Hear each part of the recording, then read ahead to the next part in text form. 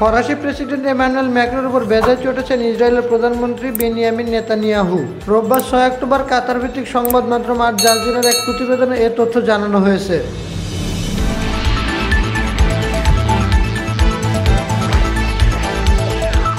Al Jazeera বলেছেন, ইসরায়েলের অস্ত্র সরবরাহ বন্ধের আহ্বান জানিয়েছেন ম্যাক্রো, আর এই নিয়েই খেপেছেন বেনিয়ামিন।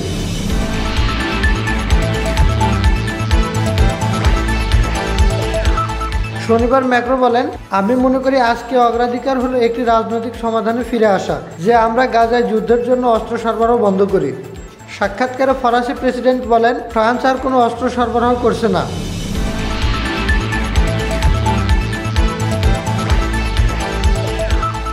আল জাজিরা বলেছেন, যদিও ফ্রান্স ইসরায়েলে অস্ত্র সরবরাহের ক্ষেত্রে প্রথম সারির দিকে না, তবে ইউরোপিয়ান ইউনিয়নের দেশটির প্রভাব উল্লেখযোগ্য। এর আগে গত সেপ্টেম্বরে যুক্তরাজ্য ঘোষণা দেয় যে তারা ইসরায়েলের কিছু অস্ত্র সরবরাহ বাতিল করেছে।